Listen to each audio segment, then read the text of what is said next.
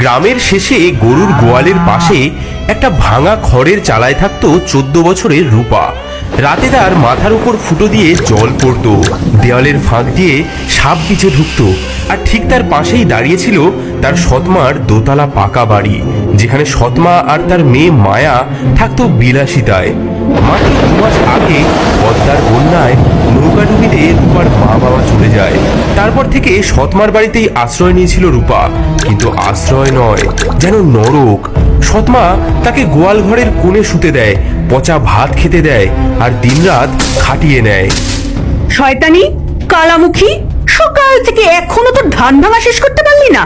আজ তোর হাড় একেবারে আমি গুড়িয়ে দেব, দেখি তুই কেমন ধান ভাঙা শেষ করতে না পারিস। বাঁচাও বাঁচাও, কাল রাত থেকে আমি জ্বরে কাঁপছি, পেটে আমার একটা দানা পড়েনি। ও মা, ও মা, শোনো শোনো, ওর এখনো কাঁদার শক্তি আছে। ও মা, ওর মাথাটা ফাটিয়ে দাও না, আমি ওকে ধরে রাখি, তুমি ওকে মারো মারো মারো। তোর মতো অকুর্মাকে জন্ম দি না, তোর মাও পাপ করেছে বুঝলি, তাই তো মরে গেল।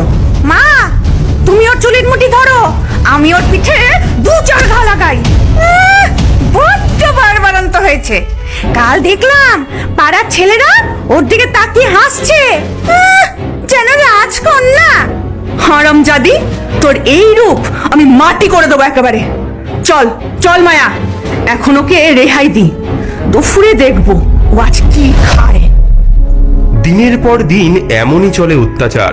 রূপা কাজ করে যায়, আর সৎমা ও মায়া উপভোগ করে তার কষ্ট। এই যে, এই খা, তোর এই যোগ্যতা। দেখো মা, ও কেমন পচা ভাতগুলো খায়, ঠিক যেন পুকুরের মতো। আর শোন, আজ পুকুর থেকে তুই কলমি শাক তুলে আনবি বুঝলি, নইলে কিন্তু রাতে খাবার পাবি না। কিন্তু মা, পুকুরে তো এখন সাপের উপদ্রব।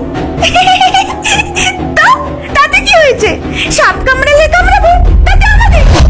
সেদিন বিকেলে আকাশে কালো মেঘ জমেছে, কাল বৈশাখী ঝড় আসছে। মা দেখো, কি ভয়ঙ্কর মেঘ, আজ প্রচন্ড ঝড় আসবে। ঠিক সময় ঝড়টা আসছে, আজ রাতেই শেষ করবো এই অলক্ষণীটাকে। কি করবে মা? শোন, আমাদের বাড়ির পেছনের ওই বনে একটা পুরনো তেঁতুল গাছ আছে না, সেখানে এই সময় খুব টক তেঁতুল ধরে বুঝলি। ওকে ওই ঝড়ের রাতে পাঠাবো সেই তেঁতুল পাড়তে। বাহ, ঝড়ের মধ্যে গাছে উঠে ও পড়ে মরবে, আর পড়ে না মরলে বাঘে খাবে। কাল বৈশাখীর কালো মেঘে আকাশ ছেয়ে গেছে, বিদ্যুৎ চমকাচ্ছে, দূরে শিয়ালের ডাক শোনা যাচ্ছে। শোন হতবাগি, আমার না খুব তেঁতুল খেতে ইচ্ছা করছে, আমার জন্য তুই বনের থেকে তেঁতুল নিয়ে আয়। কি মা, এই ঝড়ে তেঁতুল পাড়তে যাব? বেশি কথা না বলে যা বলছি তাই কর। শুধু তেঁতুল নয়, 10টা পাকা তেঁতুল আনবি, একটাও যদি কম হয় না তোর খুলি ফাটাবো আমি। বাইরে ভীষণ ঝোড়ো হাওয়া উঠেছে। রূপা একটা ঝুড়ি হাতে করে বেরিয়ে পড়ে তেঁতুল আনার উদ্দেশ্যে। সৎমা তার হাতে একটা শুকনো রুটি দিয়ে দেয়। এই এই নে, একটা রুটি নে, নয়তো আবার মরে গিয়ে ভূত আমার ঘর মটকাতে আসবি, আবার বলবি আমি তোকে খেতে দিইনি। এবার যা। সৎমা আর মায়া দাঁড়িয়ে দেখতে থাকে রূপা কিভাবে জঙ্গলের অন্ধকারে মিলিয়ে যায়। যা যা, তাড়াতাড়ি যা, হয় তোকে সাপে কামড়াবে, নয় পড়ে মরবি, আর নয় তো ওই বাঘে খাবে, তিনটের একটা তো হবেই। ভিজে কাপড়ে রূপা বনের পথ ধরে হাঁটতে থাকে। আকাশে বিদ্যুৎ চমকাচ্ছে, গাছের ডালপালা ভেঙে পড়ছে চারিদিকে। মা, মা গো, এই অন্ধকারে আমি তেঁতুল কোথায় পাবো? যদি বাঘ ভাল্লুক এসে। হঠাৎ বনের মাঝে একটা নীলাভ আলো চোখে পড়ল রূপার। মনে হলো কে যেন তাকে ডাকছে। এগিয়ে গিয়ে সে দেখল ঘন ঝোপঝাড়ের মাঝে একটি অদ্ভুত কুটির। এমন ভয়ঙ্কর ঝড়ে এই গভীর বনে একটা বাড়ি, বাতিও জ্বলছে, মানুষ থাকে নাকি? রে মা, তুই এই ঝড় বৃষ্টিতে একা একা? ঠাকুরমণি, আমি একটা অভাগী মেয়ে, সৎমা আমাকে পাঠিয়েছে তেঁতুল আনতে। ভিজে একাকার হয়ে গেছি, একটু আশ্রয় দেবেন? সেই 3 ছোট্ট মানুষ রূপাকে ভেতরে নিয়ে গেল।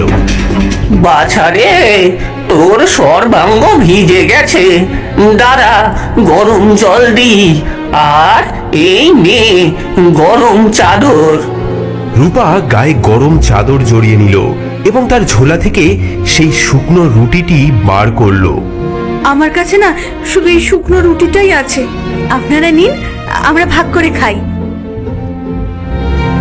এই ঝড়ে তোকে কে পাঠালো মা তেঁতুল আনতে? সৎমা বলেছে 10টা টক তেঁতুল না আনলে বাড়িতে ঢুকতে দেবে না, কিন্তু এই অন্ধকারে মনের মাঝে।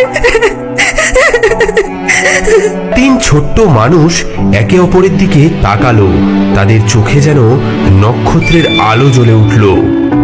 মা, এই ঘরটা বড্ড অগোছালো হয়ে আছে, তুই কি একটু গুছিয়ে দিবি? হ্যাঁ মা, দেখি তোর হাতের কাজ কেমন।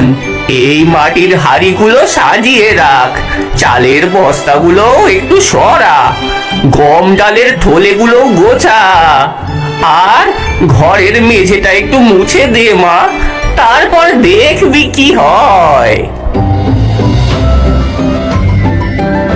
কি সরল মেয়ে, ভিজে কাক হয়েও ভাগ করে দিল রুটি। কত কষ্ট পেলেও দেখো মুখে হাসিটা ঠিক রয়েছে। চলো এমন কিছু করি যাতে ওর জীবনে আর কোনোদিন দুঃখ না থাকে। আমি দিলাম প্রথম বর, তোমার জীবনের সব দিন যেন আগের দিনের চেয়ে বেশি আনন্দময় হয়। আমি দিলাম দ্বিতীয় বর, প্রতিটি কথার সঙ্গে তোমার মুখ দিয়ে যেন মোহর ঝরে। আমি দিলাম তৃতীয় বর, এক রাজা যেন তোমাকে বিয়ে করে। এদিকে বাইরে ভোরের আলো ফুটে উঠতে শুরু করেছে। ঘর পরিষ্কার করতে করতে রূপা দেখলো সেই ঘরের বাইরে অনেক পাকা তেঁতুল পড়ে রয়েছে। সৎমা যেমন চেয়েছিল ঠিক তেমনই পাকা তেঁতুল। হ্যাঁ, নে মা নে, তোর ঝুড়িতে তুলে নে। বিদায় নেবার সময় রূপা কৃতজ্ঞতা জানাতে গিয়ে বলল, ঠাকুরমণিরা, আপনাদের।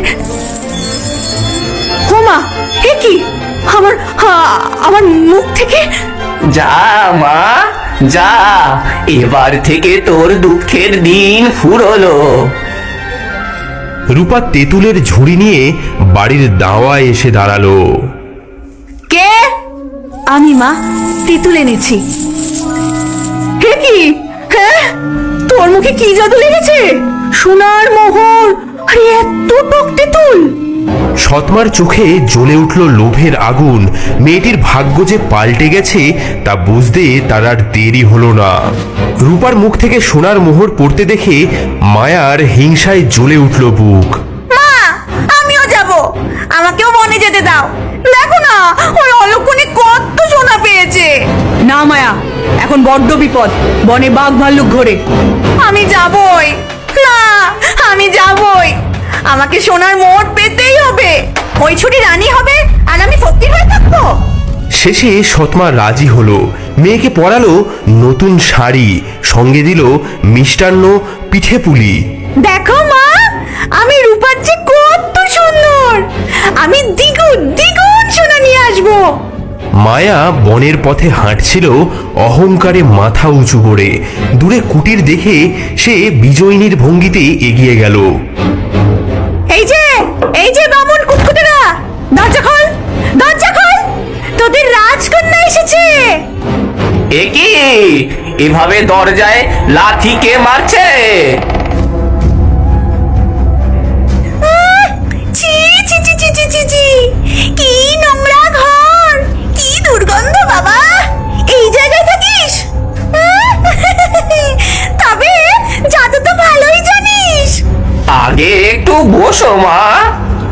মায়া তার কাপড় জড়ানো পুটলি থেকে তার খাবার বার করে খেতে থাকে। তোমার খাবার থেকে আমাদের একটু দেবে, আমরা বড্ড ক্ষুধার্ত। কি?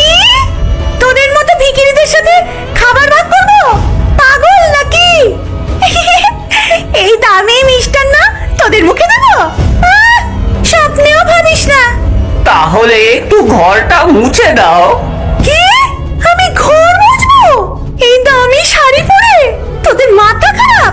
আমি রাজরানী হব, ঝি চাকর নই। শোন কুটকুটেরা, আমাকে আমাকে এক্ষুনি জাদু দেখা, নইলে আমি তোদের এই নোংরা কুঠি একেবারে ভেঙে পুড়িয়ে দেব। তিনটি ছোট্ট মানুষের চোখে জ্বলে উঠল ক্রোধের আগুন। আকাশে কালো ঘন মেঘ জমতে লাগলো, বাইরে কালবৈশাখীর ঝড় উঠল। তুই অকৃতজ্ঞ, তোর মনে শুধু অহংকার, তোর হৃদয় শুধু লোভে ভরা, তুই নিষ্ঠুর, তোর মন পাথরের চেয়েও কঠিন। আমি তোকে অভিশাপ দিলাম, তোর জীবনের সব দিন যেন আগের দিনের চেয়ে বেশি দুঃখের হয়। আমি অভিশাপ দিলাম, প্রতিটি কথার সঙ্গে তোর মুখ দিয়ে যেন ব্যাঙ লাফিয়ে পড়ে। আর আমি অভিশাপ দিলাম, তোর মৃত্যু যেন খুব দুঃখের হয়। মায়া ভয়ে কাঁপতে কাঁপতে বাড়ি ফিরল, কিন্তু অভিশাপ তার পিছু ছাড়লো না। কি হলো মা? হ্যাঁ, তেঁতুল আনতে পারলি? মা, মা, সব শয়তানি, সব শয়তানি ওই বামুনগুলো। ও মা, তোর মুখ থেকে ব্যাঙ! মা, মা গো, আমার কি হলো? মায়ার মুখ থেকে বেরোনো সেই ব্যাঙগুলো লাফিয়ে লাফিয়ে সেই সৎমা এবং মায়াকে কামড়াতে শুরু করলো। ও মা, ও, ও, ও, ও, এই, ও,